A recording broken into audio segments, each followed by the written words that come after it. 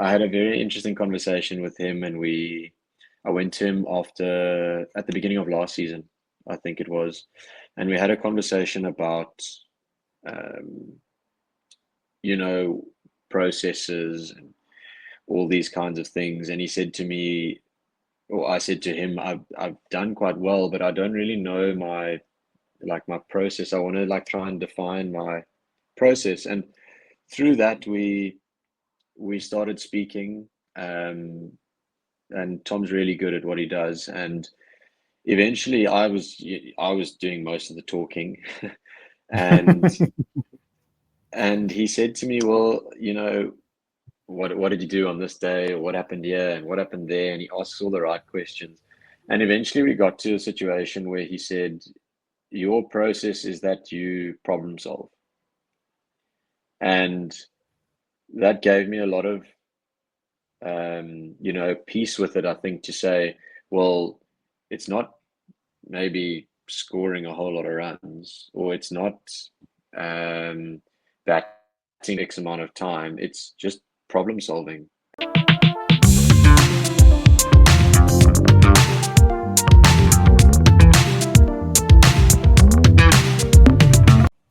Hello and welcome to another episode of Stumped, a podcast created to allow me to waste the time of people who have better things to do than sit around and chat cricket. And today, joined by Gavin Kaplan. Gavin, welcome and thank you for joining me. Thanks, CS. It's great to be on, and hopefully we can have some meaningful conversations. That's what I'm always hoping for. But before we get into the more serious details, 3 centuries, one of them a double century, and then throw in a 50 in 7 innings. That's one hell of a start in red ball cricket this season. Yeah, it's been a good start. I think if you said to me a month ago or 6 weeks ago, that's how you're going to start, I probably would have taken it. Um, So yeah, I think it was quite nice to play. We had 5 weeks and played 4 games. It's quite nice, I think, when you start off well to kind of keep going. And if you find some good momentum, you can continue that. And if you just feel like you maybe at a different venue, but you kind of just keep batting. So yeah, pretty good start. Pretty happy with that. And that double ton, was it your second, third? Because if No, memory serves me correctly, I think didn't you score another one last season? no, I got 166 last year against the Dragons. So it was the first double for me, which is pretty cool and nice to do it against the against the Titans, who are obviously a strong side, and always nice to do well against good opposition. And it's such a big score for anyone to get. Is it something that you had on your bucket list, or you were just like, when it comes fine. It's another milestone, no different from a century, or it really means something for you. Yeah, I think it definitely means something. It's you don't really think about it too much as a marker. It was never like, geez, I really want to get a double hundred, or I really want to get even a 150. It's kind of you just you do as well as you can, um, and it is pretty cool to now have done it.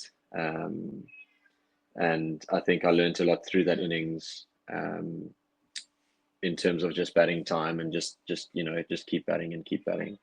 So yeah, definitely something that I'm proud of. I haven't had someone ask me about it the other day, and I haven't had too much time to actually think about everything, because it's kind of all just happened quite quickly in the last couple of weeks. But definitely something that I think I'll look back on and be very proud of having achieved. Hmm. And young Gavin, we go back 20 years ago. Did young Gavin try to score double hundreds in the backyard? Yeah, I don't think so. Probably not trying to hit big sixes, I think. Um, but yeah, I remember, yeah, very fond memories of when I was young, playing a lot of backyard cricket with my brother, always very competitive. And he was older, so whatever he said, kind of that was that was what went. Um, but yeah, backyard cricket, and I think growing up we had a lot of fun. Trying to copy your Euros. I was trying to copy Herschel Gibbs, Jacques Callis, these guys. Those are the guys that I watched growing up, and I think you see them playing on the TV, and all you want to do when you grow up is be as good as them. So you try what you can. But yeah, definitely grew up in a family and at home who loved cricket and loved sport. So yeah, it kept it fun for me in the backyard having to take on my older brother. Who always came out on top, you or your brother? It's something that I just want to hear about, and hopefully, when I publish it, then there can be an argument that starts from it. I'm gonna say me, so that I hope that an argument does come out of it. But yeah, it was always competitive. Um, we've got a bit of a joke in the family that he got the brains and I got the sporting ability. So yeah, and I'll definitely give him the brains. So I hope that if he does listen, that he gives me the cricketing ability. Oh, brilliant! And when I was doing my bit of research, I noticed that you started making provincial teams quite early. I think you were in the Western Province under 13 side. How were those experiences as a youngster? I assume you went to Rondebosch Prep, and you're making these provincial sides under 15, under 13, under 15, under 17, and under 19. How was that? And also the difference that came with each stage that you played in. Yeah, I think I was lucky enough to play, all of those age groups growing up, and I think from a young age you get tested against the best around the country, um, and you kind of see those guys being at Rondebosch as well. You play them in school games, and you often you lucky that you get tested against the best at that age group at the time. So yeah, I love those younger years growing up playing for Western Province. I think, like I said, you learn a lot because you're up against the best that there is around the country. So it's really good exposure. And I also think a big thing of playing at those provincial weeks is the exposure to good coaching throughout the year. I think it's something that is really important for a young cricketer and was really important for me was going through those age groups and getting exposed and getting coached by some really good coaches, either at Rondebosch or with the provincial setup. So yeah, I learned a lot through those age groups. I think as you get older, obviously, some guys start getting bigger and they're bowling faster. So as you go through those years, it kind of changes. Um, and guys start hitting the ball a little bit further and just bigger and stronger as they get older. So I think as you go through those years, it's important to keep developing your skills and keep tapping into good resources. And like I said, I was lucky with the resources and the coaching that I had as a youngster. And who were your first coaches? And did you, because some guys, if they're fortunate, they have private coaching and stuff like that. Did you have that in addition to your school coaching and also obviously what you got at provincial level? Yes, I was. My first coach was a guy by the name of Lighty Kutsia. I'm sure some of the guys from in and around Cape Town will know Lighty. Um, and he was really good. He was obviously in addition to our school coaching and the provincial setup, which obviously came a little bit later. But I probably started seeing Lighty when I was maybe 8 or 9 years old, playing hardball cricket. So I think that also really helped, starting with hardball a little bit younger. I know that I think the schools they start now with hardball in grade 4. I think if it's still the same as what it was when I was at school.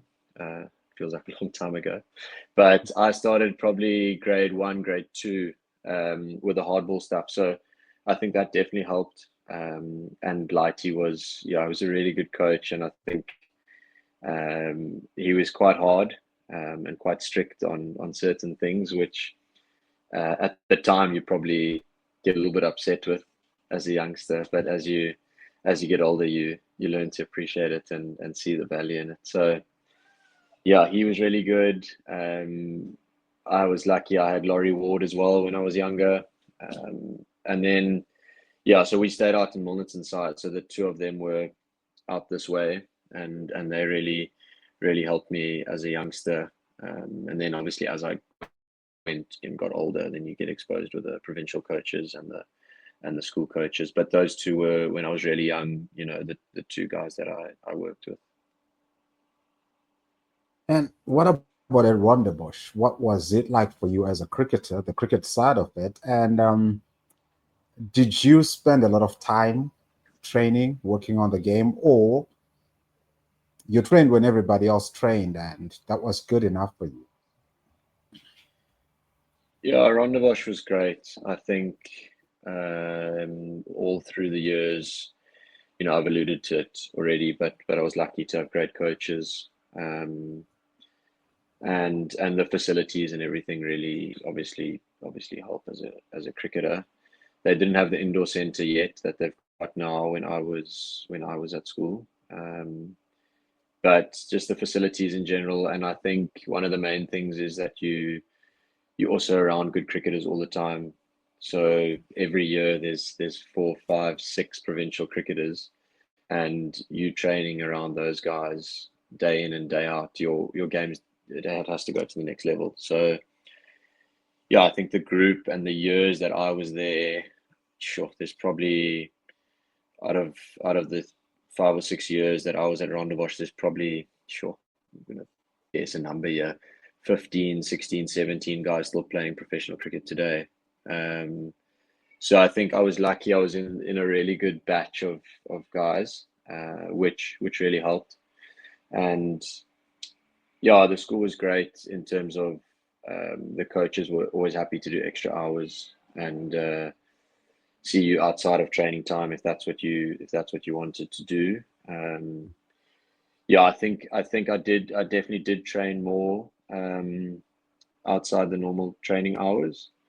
I think to get ahead, it's probably the same now. You've got to be doing more than the guy next to you. So that was really pushed to us at school because everyone was actually doing extras, and then you knew you were going to get left behind if you weren't. So yeah, I think like I said, the group that I was in and around, I was really lucky with that, and then yeah, I definitely did put in extra hours with extra coaching and extra throwdowns with dad and all those things. So yeah, I think growing up, it was important to work hard if you wanted to make it into teams and make it into provincial teams or Cubs weeks or whatever it was. You had to work hard because the competition was really fierce. According to the statistics that I have, at under 17, you score an unbeaten 138. And then a few months later, you are in the SA Invitational under 17 side and you do well back to back games. Would it be a fair assessment to say that that was your breakout year where things just started to come together for you? Yeah, definitely. I think before that, I'd struggled a little bit in the provincial weeks at the end of the year. I didn't. It was a weird one. It just didn't really click, like you said. It was. I felt like through the year I'd do really nicely and prep really well, and then the weeks just didn't really go to plan. and I think that even that week didn't really go to plan until it was the under 17 unofficial final or whatever. I don't unofficial final. I think it's called whatever they call it. One thing struck me that I found very interesting is I think there's a 5 or 6 year gap between you at you play all the weeks, and the natural progression is after under 19, maybe there's a year or two, and then you graduate into the senior provincial side, given that you had been in the system all along. But there's this hole where if I check my stats, I see you were playing a lot of club cricket. Why was that?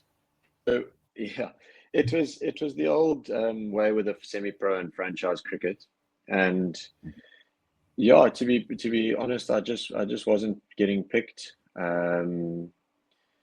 Which looking back at it now is it's not the end of the world.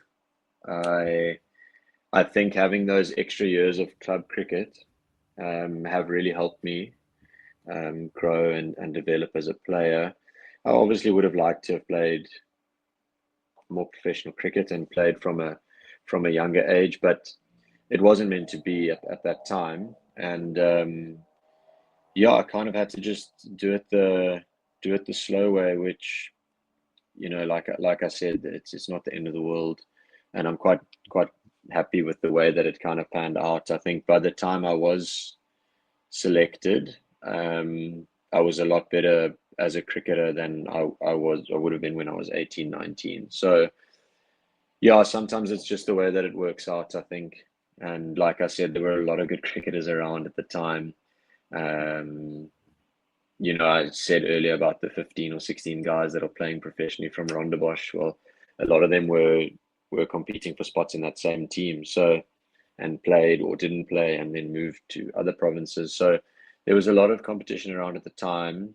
The Cobras was also quite settled when I was finishing up at school. So there weren't really any gaps that needed to be plugged. Um, so yeah, there's no particular reason I think that I wasn't getting picked. It was more a thing of they were pretty covered where they needed to be covered, and yeah, I just wasn't really picked at the time. Um, During that time, let's call it the metaphorical wilderness. During that time of being in the wilderness, um, I take it you were studying, and but while you were studying, was the mindset was the mindset that you were going to pursue cricket as a career, or had you settled into this state where you said, well, if it happens, it happens, but I have my education happening here? Yeah, I think yeah, I did. I studied second year out of school, so the first year was off from studies, and I was doing quite a bit of coaching, um, doing some coaching part time, and then studies. I started the second year out of school, and I think it was you're probably right. It was kind of like if it works out and it happens, then that's great. And if it doesn't, then I'm doing my studies and it'll work out the way that it's supposed to work out. Luckily, it went. I always wanted to play professional cricket, and luckily it went that way. But it was kind of towards the end of my studies that I actually started playing, so it kind of overlapped in a you know quite a cool way. That as I finished studying, I made my 4 day debut, I think, within a couple of months of that. And then a couple of months after that, I had my first contract. So it kind of all worked out in a perfect kind of little way. But yeah, while I was studying, I was doing a part-time study. I studied online, which allowed me to train properly, to do a bit of coaching in the afternoons, and do my studies. So it kind of all, worked out pretty well, looking back at it now. And yeah, I'm glad that I did the studies, and, to at that stage at 18, 19, to go fully headfirst into cricket without any guarantees, it could have left me in a bit of a sticky situation. So yeah, glad that I did the studies, and I've done my degree, and it kind of gave me a bit of time straight after that degree to just give it a go with the cricket. And like I said, it all subsequently worked out.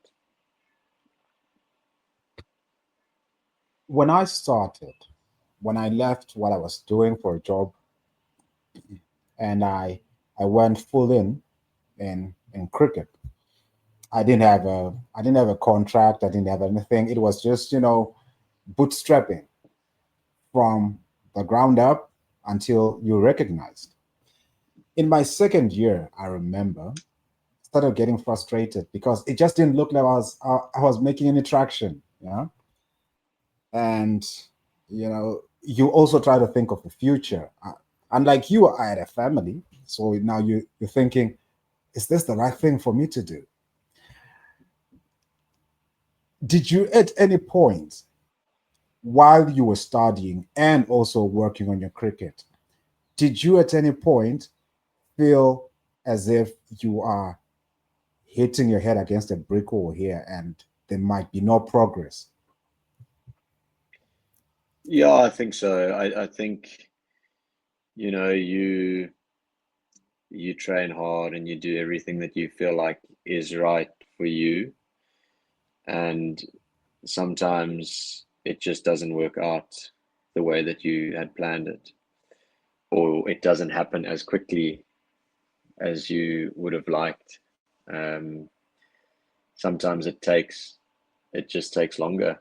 But there were definitely times through that where I was, like you said, I feel like I was, you're doing the right things and you're doing everything you can, and it's just not really happening. And I think through that you also, learn to enjoy other parts. I learned to enjoy other parts of the game, making friends, spending time socially with mates of mine who, we're still really good mates today. That was in the club cricket days.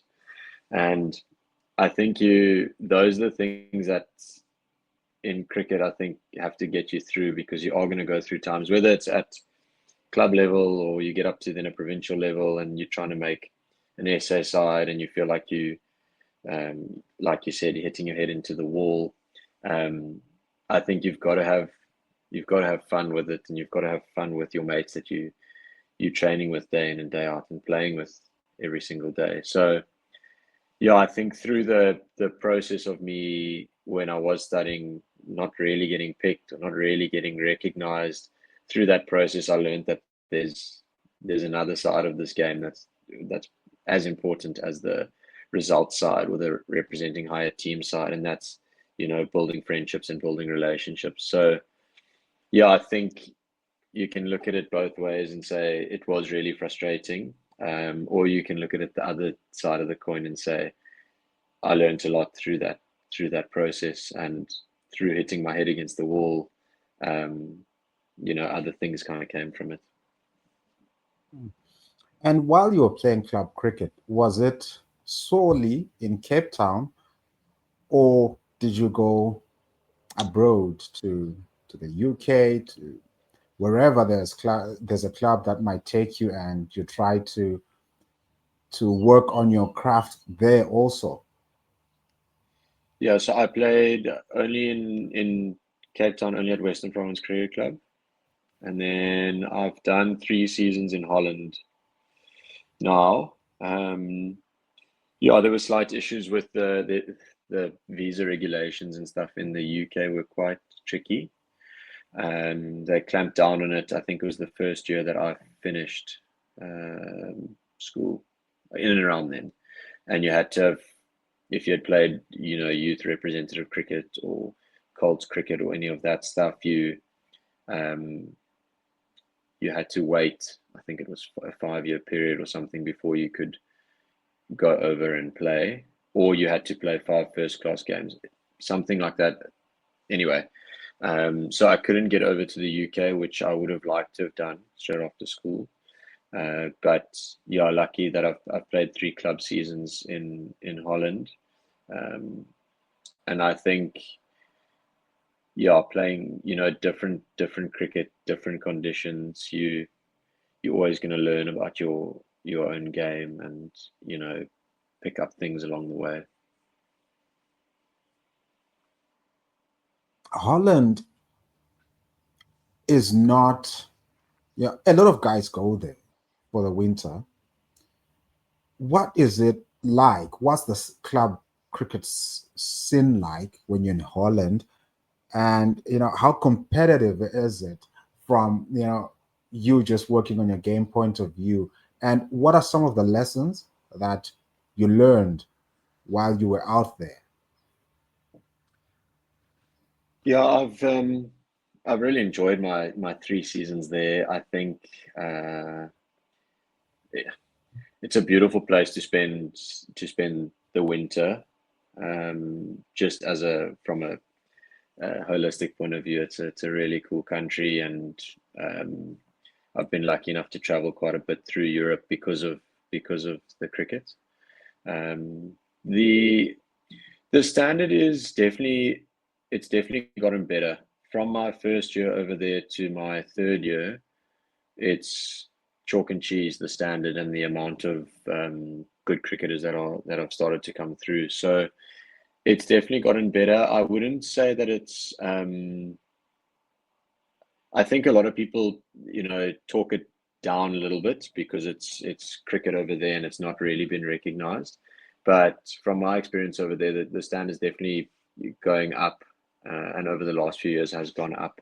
So yeah, it's interesting because the international players there they don't have franchise cricket. So most weekends you've got international guys playing club cricket.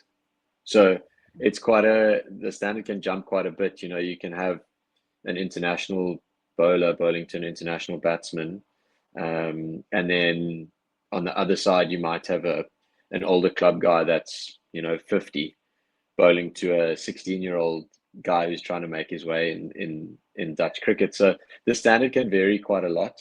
Not even from game to game, but from over to over and ball to ball. But it's definitely on the way up. I think they've got a new structure there where they're only going to have 8 teams in the top league, which will again concentrate the quality of players, I think. So yeah, I think I've had some good learnings from there. Obviously, as the overseas, the job is to a large extent for you to win the game, and I think it's taught me a lot about batting responsibly, and taking on some options that you might find you're facing a bowler and you think you can really take him down, but you can't really because you can't go out, kind of thing.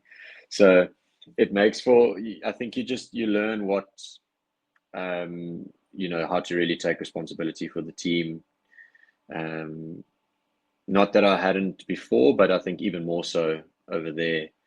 And then luckily I've got at my club we've got quite a few of the international guys, so I get to train with them and pick their brains, and we, from a training point of view and from a learning point of view, in the environment that I was in, it was still pretty good. So yeah, I've really enjoyed going over there the last couple of years, and there've been some good learnings. That's very interesting. I think one of the most difficult things, particularly for their international guys, is for them to maintain a high level of professionalism.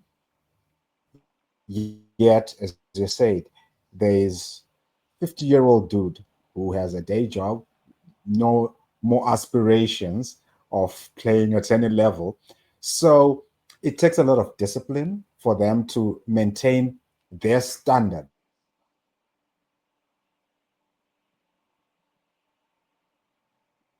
That was it a learning that you picked up from them, how to carry yourself as a professional, even when other people around you are not fully professional? Yeah, I think it is something that, you probably bounce ideas off each other amongst the guys that are professional, and you say, listen, we're coming up against this guy, or, how do we go about it? And I think you've as a professional, and the other guys over there being professional, I think you've got to let, you try and hold your standards as high as you can. At the end of the day, your levels that you need to be at, and the standards that you need to be setting yourself and reaching day in and day out. So yeah, I think it's probably quite a personal thing that if you're a professional and you take pride in being a professional, and take pride in your own personal performance, then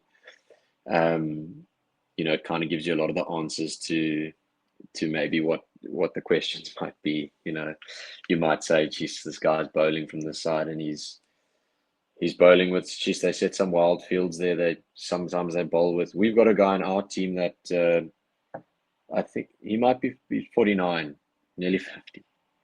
And at a stage, he just bowled with the whole field up. He said, I don't need anyone out.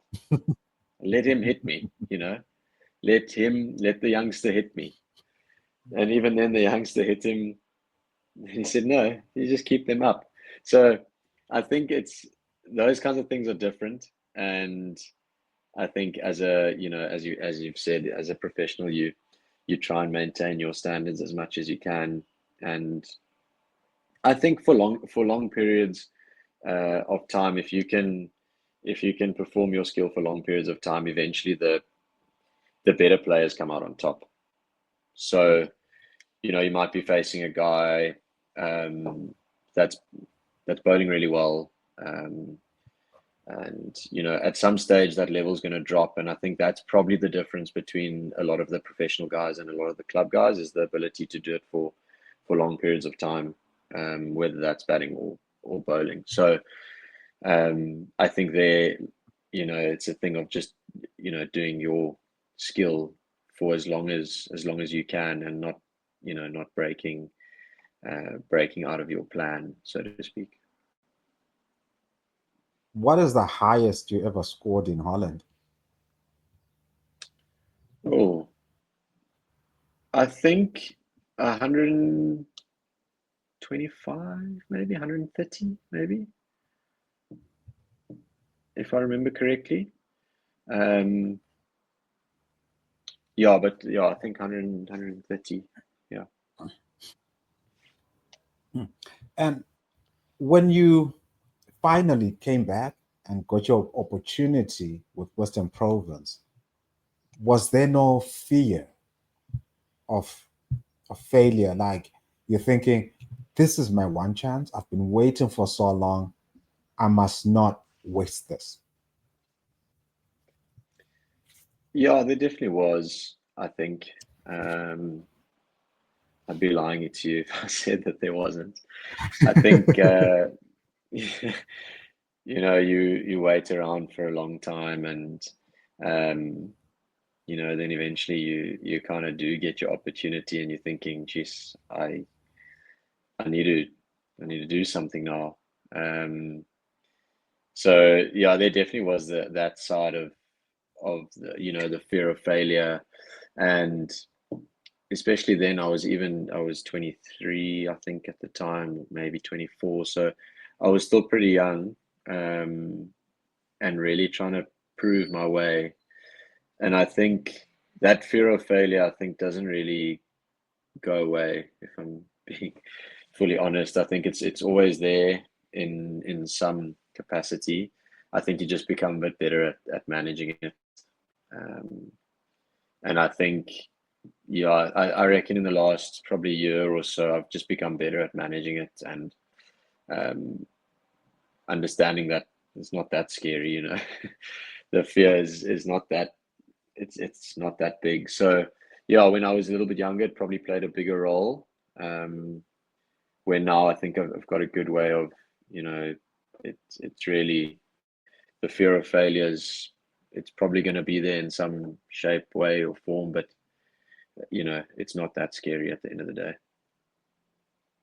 What was the moment that helped with the shift in mindset to say, you know what, I will always be wary of failure because everybody wants to do well. But how do you manage that? The tools, when did you identify the tools for you to be able to manage that? Yeah, it's a tricky one, I think. Yeah, I wouldn't say that there was like a particular moment Mhm.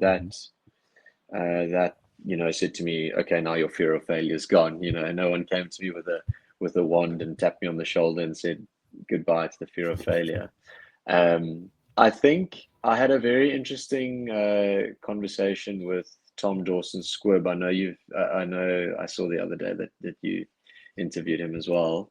I had a very interesting conversation with him, and I went to him at the beginning of last season, I think it was, and we had a conversation about, um, you know, processes and all these kinds of things. And he said to me, or I said to him, I've done quite well, but I don't really know my process. I want to like try and define my process. And through that we started speaking. And Tom's really good at what he does. And eventually I was doing most of the talking.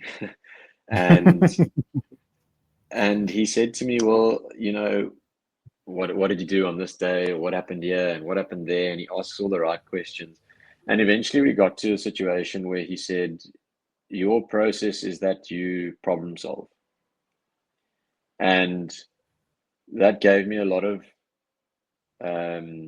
peace with it, I think, to say, well, it's not maybe scoring a whole lot of runs, or it's not um, batting X amount of time. It's just problem solving. And I came to terms with like that's going to be my identity as a player is I'm going to be a really good problem solver. Maybe, and the runs will follow that. Not I'm going to score a lot of runs, and the way to do that is problem solving. It just was kind of I'm going to problem solve, whether that's on the spot, whether that's in training, whatever it is. That's what I'm gonna pride myself on. And I think that took a lot of the anxiety and the stress off the performance, which is the outcome. Um, so yeah, I think looking back, that was, I wouldn't say like a moment but it was definitely a conversation that helped me. Um, Not get rid of the fear of failure. I think you just learn to like I said, manage it better, and that definitely helps me, I think, manage it better. Um, Also, I think when you're younger, you're really trying to prove to people, look at me, I can play, and all these kinds of things. And I think as you get older, you probably gain a little bit of perspective as well, and that perspective definitely helps take some pressure off your outcome or your performance. So yeah, I think it's a couple of things, probably a little bit, more perspective on everything, as well as developing an identity um, for myself. Kind of took the pressure off the performance quite a bit, which I think I needed. One of the things that I've heard continuously is that when you have a process like your own routines and stuff like that, it sort of helps reduce the pressure, as it were, on you. Like I know that I have certain routines, particularly when I'm writing, because once I get into that routine, then I don't have to think about a lot of things, but just this, and everything else is an autopilot. Do you have routines yourself as a player that you do maybe before matches or training that just keep you in a good mind frame? Yeah, 100%. I think it also, it's like you say, it it breaks the whole thing down into little pieces, and you're not too focused on too many things. Um, so yeah, I've got my routines that I go through in build-ups to games, and you try and replicate those as much as you can, without getting too. There's a difference, I think, between superstitions and routines. So a lot of cricketers, I'm sure, as you know, get superstitious, and yeah, that some of those superstitions are out of your control. So I think if you do develop a routine, I think find what works for you. So yeah, for me, I've got my things, as I said, building up to the game, day before the game, day of the game, and you kind of try and stick to those as best as you can. I think it definitely helps get you in the right frame of mind, and but also understanding if things don't perfectly go to plan during that routine, it's still okay, and you can still put in a performance, because it's not always going to be the same. The routine, you can try as much as you want, but there's certain things that are outside your control, I think, and you've got to be, bold enough to say it's fine. My training session yesterday didn't quite go to plan, and um, I struggled a little bit in the nets yesterday, and I didn't go through my drills properly. Um, and you've still got to be, bold enough to say, well, I'm still going to put in a performance. So yeah, as much as those routines are, I think they're really, really, really important. I think you've got to understand they're not always going to be. It's not going to be perfect. So you've got to be okay with that, and you've still got to, put in a performance. One of the things that I'm really keen to find out from you guys, the professionals, is how you deal with bad form. Or do you, or because, okay, let's put it this way. There are moments, there are lean moments. We call them bad form because it gives us a way to describe it when we're writing. It's just terminology. But other people don't agree that it's bad form. It's just because sometimes, and I get them because sometimes you go out to a very good ball that you can do nothing about, and then the next game you get a bad decision. So it's nothing, And then you're totally in bad nothing to form. do with you. Exactly. Yeah, But we see low scores. We're like, ooh, two in a row, bad form. But yeah, but how do you deal with lean patches when they come around? yeah. It's sometimes hard. It's like you say, bad decision, maybe. Um, Bad shot can also happen, and run out at the bowler's end, or sometimes that's just it's the game. And I think sometimes when you are in bad form, or you're not, or you should just say you're not scoring runs, I think it is important um, that you keep trying to do your same processes that you did do when you did score well or did score runs and played well, and you give yourself the best chance. I think sometimes it just doesn't go your way. That's cricket. That's how it's.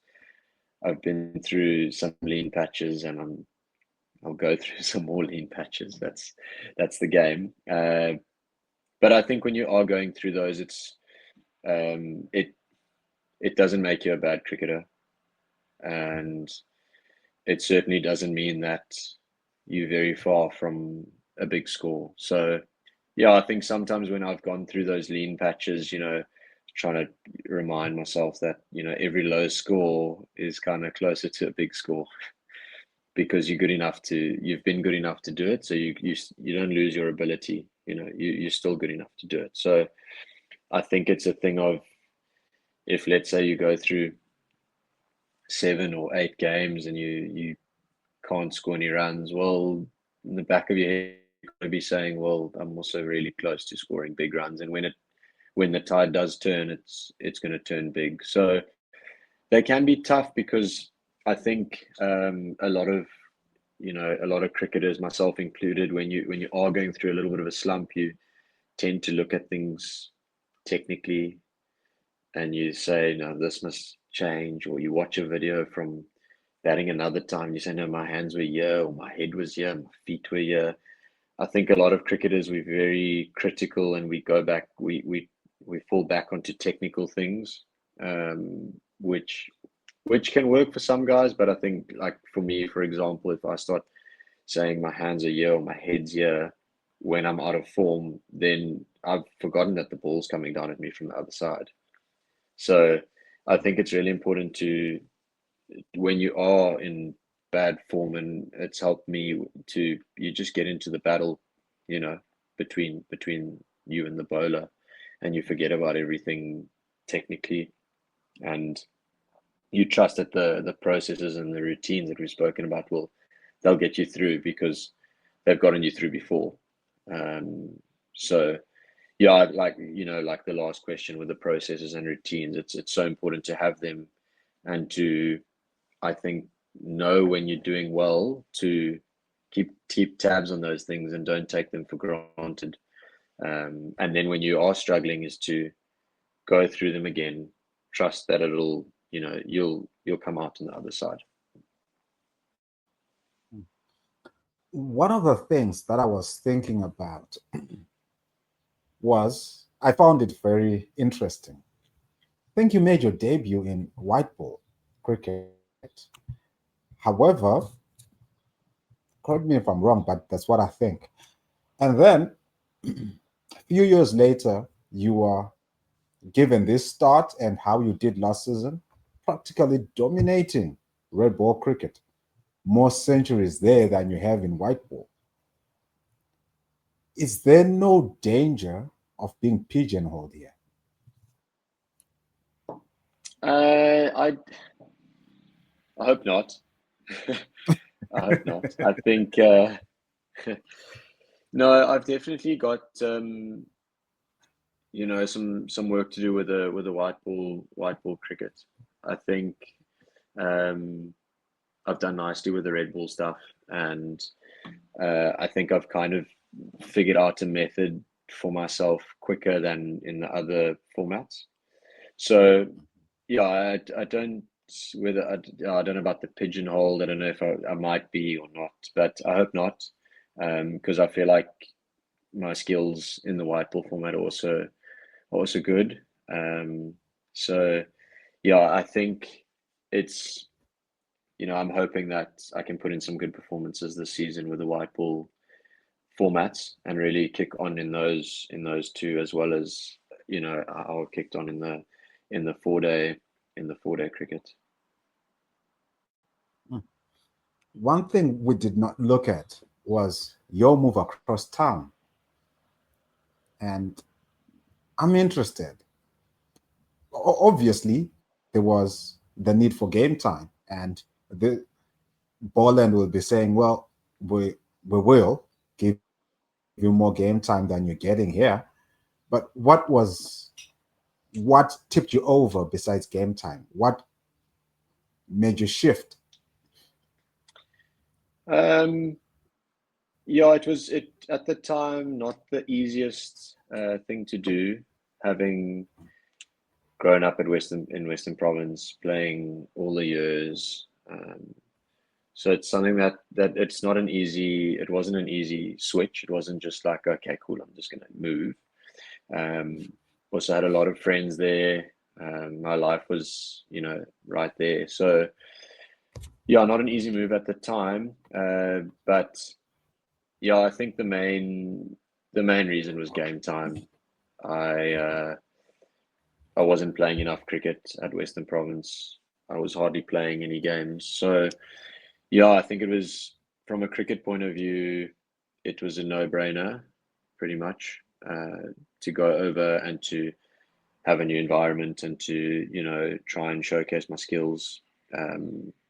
So yeah, it was pretty much, it was purely game time, and yeah, I suppose it's worked out.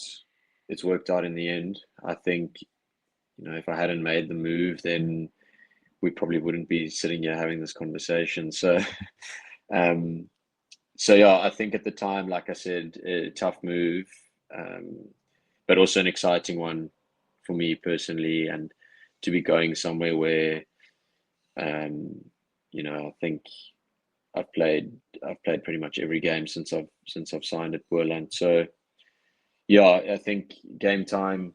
Um, that's where you've got to be playing. I think if you're sitting on the side, it can be quite tough. Um, from a mental point of view as well. And yeah, luckily we've, having moved across, I've been very lucky with A, game time, and B, the environment is amazing. So yeah, I think in the, looking back, really good move. And yeah, I'm really happy, at Boyland. And how do you deal with pressure? Because there is pressure every week. You get in, you have to perform.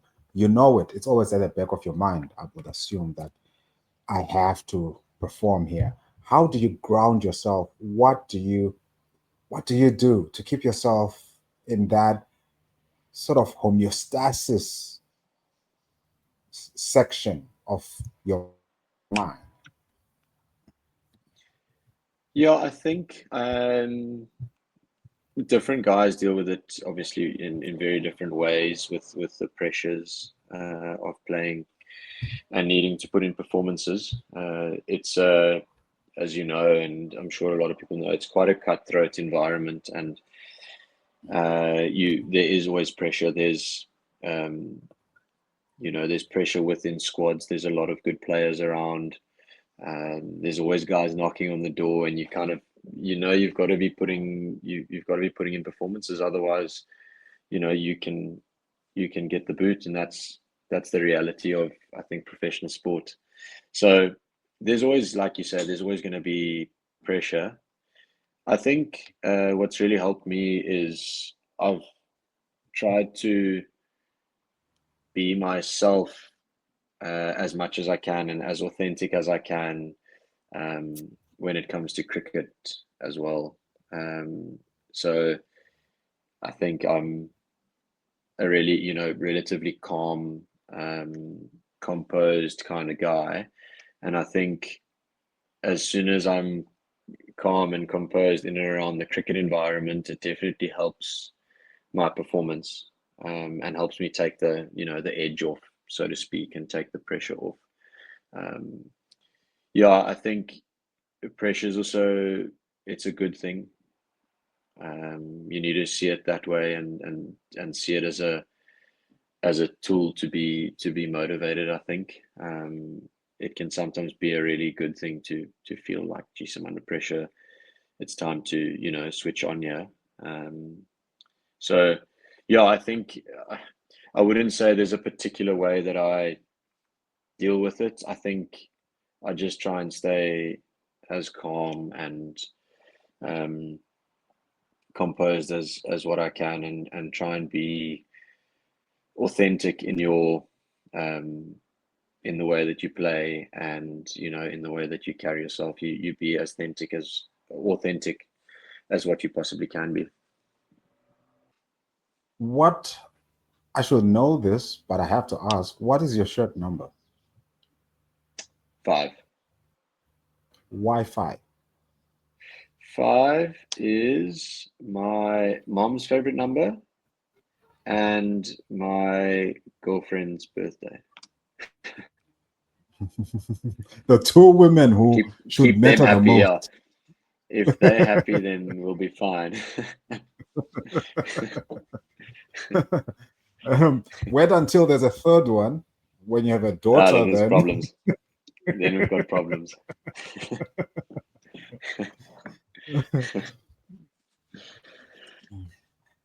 who would you say are your favorite betting partners? Look, it's not that you don't like betting with everyone.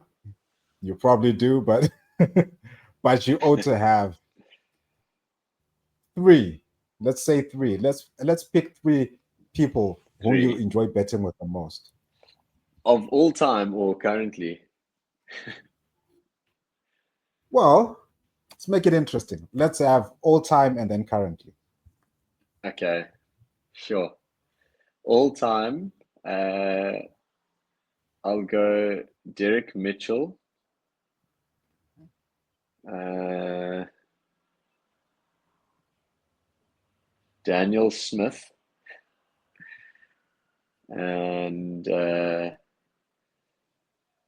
Grant Rulofsson.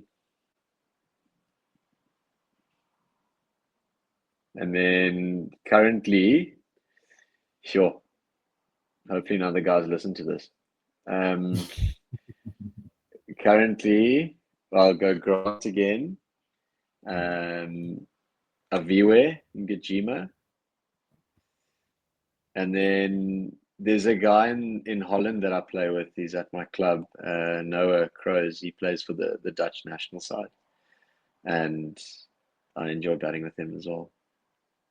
Look, there's no one. What Just I'm going to put a disclaimer. There's no one that I don't enjoy batting with, but those were the first names that came to mind. what makes Grant? I know you bet with him a lot. What makes him one of the ideal partners for you? I think we've got a good balance of. He can be quite intense around his space with batting and stuff. So, and I can probably err on the, or try and err on the very calm side. So I think the two of us kind of meet in the middle there, where I can calm him down a little bit and he can really switch me on. So I think we've got a good balance there. And then, um, yeah, so I enjoy batting with him, for those things. And then also we score in different areas as well, which makes it a little bit more fun because the guys seem to have to change their lengths all the time, change their lines all the time, and it makes it a bit more fun because there's a few more scoring opportunities, hopefully. So, yeah, I think that's also. I really enjoyed. I said Derek's name earlier, but I really enjoyed batting with Derek as well, because we complemented each other nicely, and he scored in different areas, and you get some good scoring opportunities from that. But I also, yeah, with Grant, I think we enjoy batting together. We try and keep it as fun as possible, and try and really get the best out of each other. So yeah. What makes Daniel Smith and Aviwe ideal partners for you? I think we Daniel's also really calm and really laid back, and I think so is Avi. So I think I can really relate well to them from that point of view, and just trying to just stay calm and just really um, just focus on the ball and not too many other things. So yeah, I think we kind of similar-ish in a lot of ways, myself and Avi and myself and Daniel. So yeah, I think obviously don't bat with Daniel anymore. But the times that we did, it was really enjoyable, and yeah, I think a lot of the calm, composed kind of words come to mind when batting with those two, which I can really resonate with. I will come back to this one, to the bowlers, but I just have to ask this before I forget. Was there ever a moment in your career when you had doubts about your abilities? Maybe it's on a stage where you're like, oh, I'm really here, but can I do it? Was there a moment when you had sort of doubts that you can perform? Yeah, 100%. Um, I think I definitely had quite a lot of self-doubt when I was younger, and questions about, like you said, I'm here, but am I really here, kind of thing. Um, and I think the only way to really deal with that for me has um, actually to put in performances at that level to prove it to yourself that you do belong, because people are going to tell you you belong here and you're good enough to play there, and you can play at this level, and there's always going to be those things. But I think internally you need to prove it to yourself. It's probably quite a personal thing. I think some guys have a little bit more um, bravado and a little bit more outward confidence about them, which then translates to them, internally, and they really do believe it. I'm just not one of those guys. So for me, it's kind of just you try and put in the performances to prove it to yourself, to get over that self doubt. I don't think there's a particular cheat code or a magic spell that says, "Oh, now your self doubt and your doubt's gone." So yeah, I think you've just got to prove it to yourself that you can put in performances at that level, and on that stage, and then I think from there, you once you really start believing it, it can roll for you, and it becomes a little bit easier.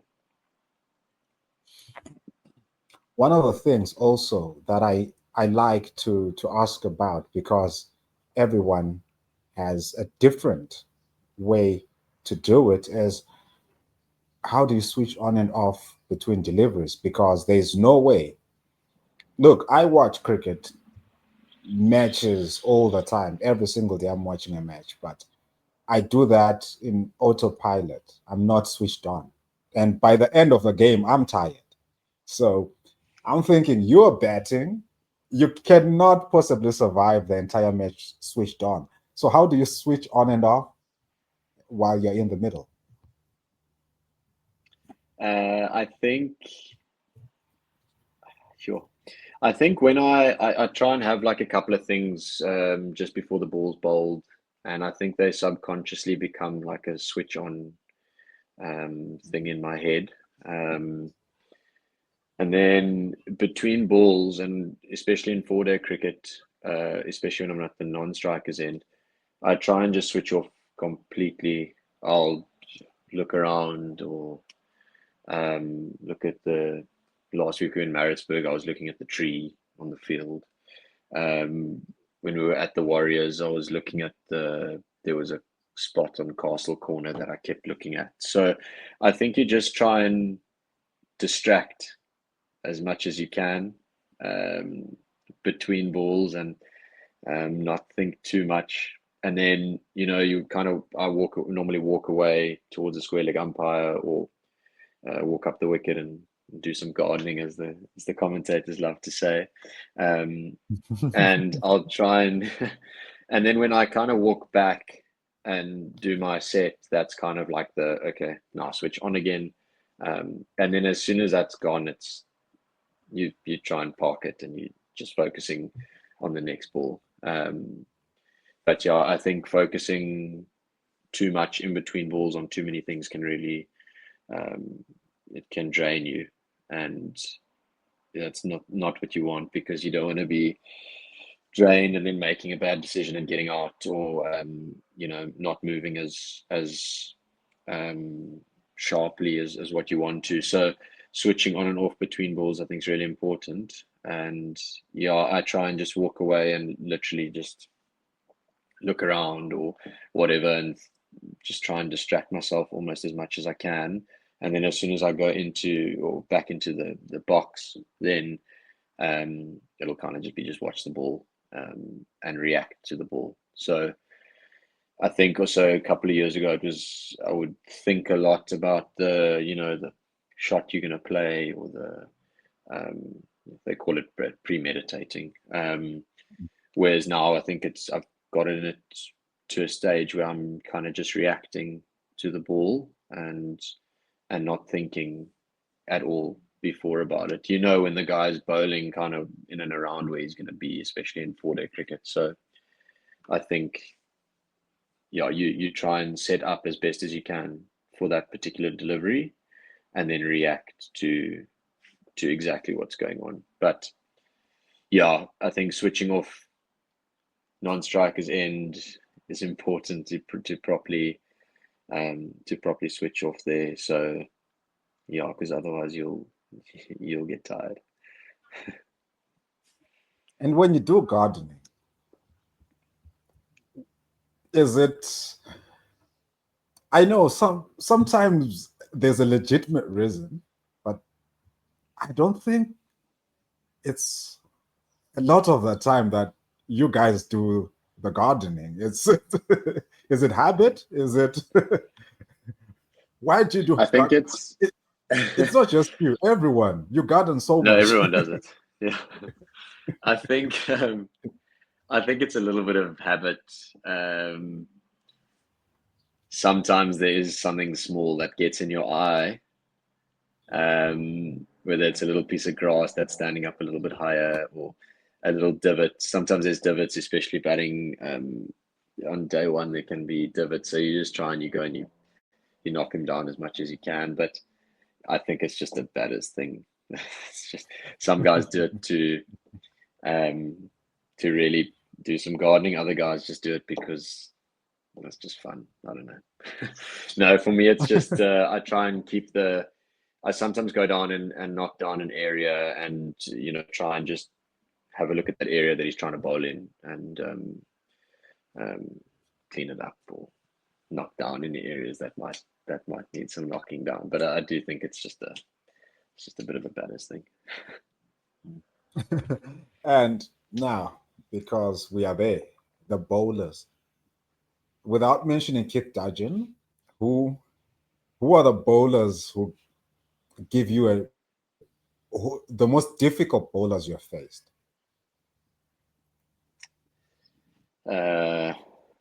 Sure.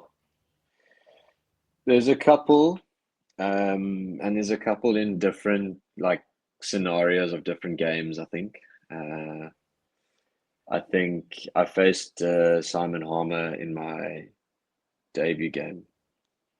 Yeah, I played against him, against Simon Harmer once. We played a 4-day game against the Titans.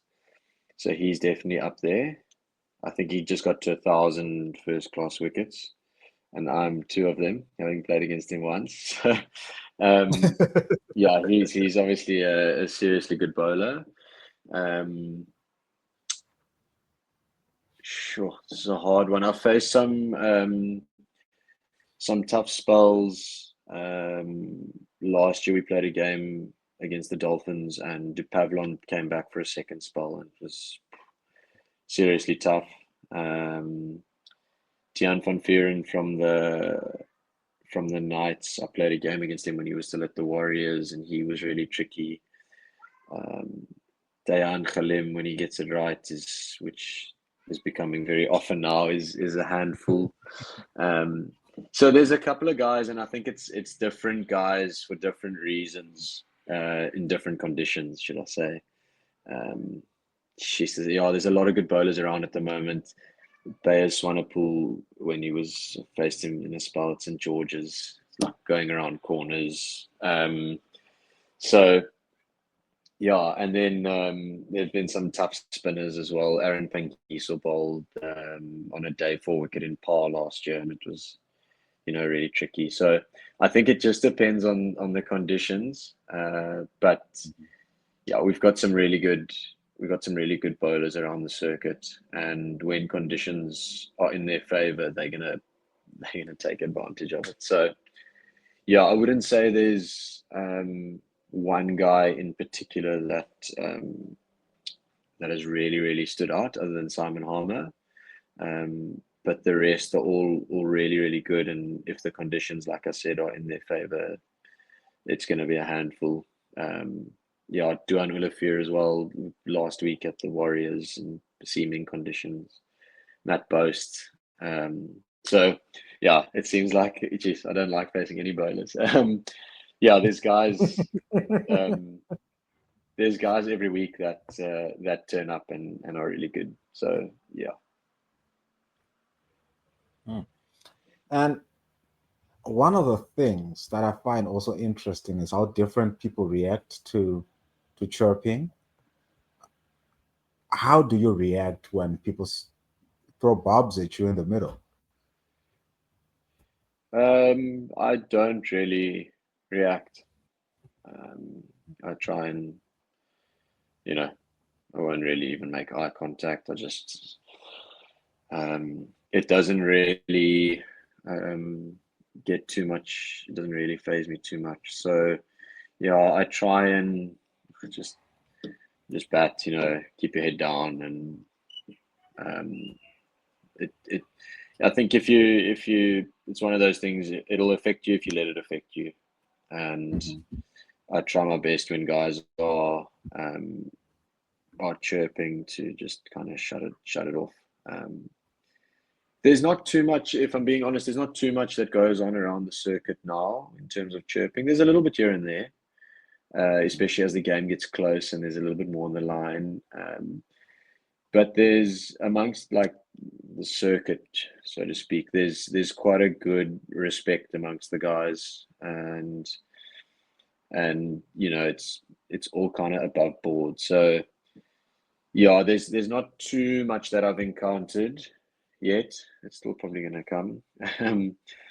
But yeah, I think there's a good respect, I think, amongst the teams and amongst the players themselves, where guys won't really cross lines. So yeah, I try, and if there is a little bit of abuse being thrown around, I just try and keep quiet, and you go back into your box and you focus on the ball.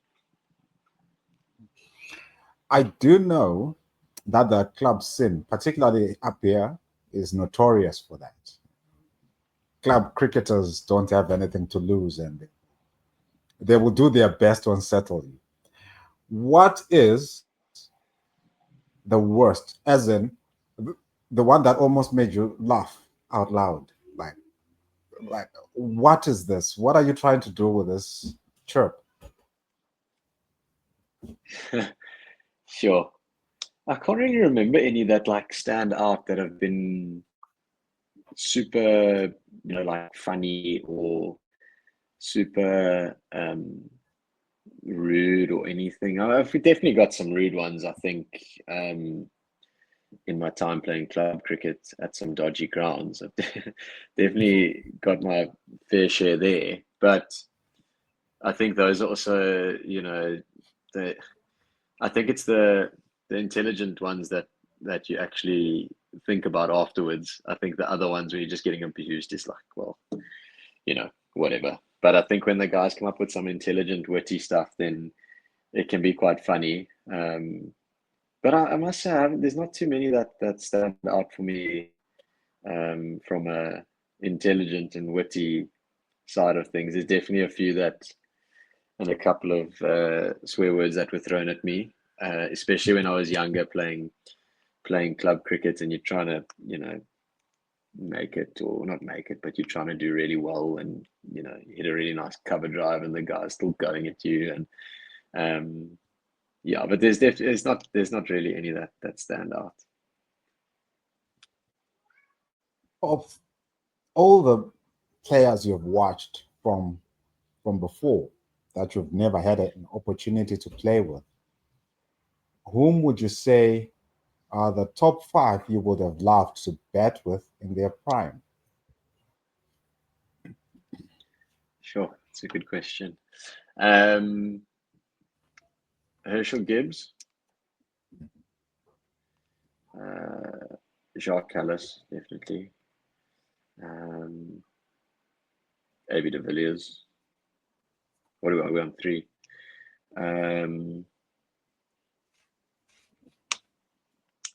Probably Hashim Amla, and maybe Graham Smith. Yeah, those would probably be the 5. Those were it's a pretty good top five. Good batting order. I think those are the guys that I grew up watching the most of. Yeah, they'd be up there from a South African point of view. And then if we had to probably go outside South Africa, then Ricky Ponting would come into it. Adam Gilchrist, probably Matthew Hayden, Tendulkar, Sehwag, those kind of guys that start coming into it. But for those from a South African point of view, I would say the top five. Oh, brilliant. And with that listings, I will have to thank you for coming along and giving me just over an hour of your time. That's a pleasure. Thank you for having me, and I hope that it's been insightful and entertaining for those that listen.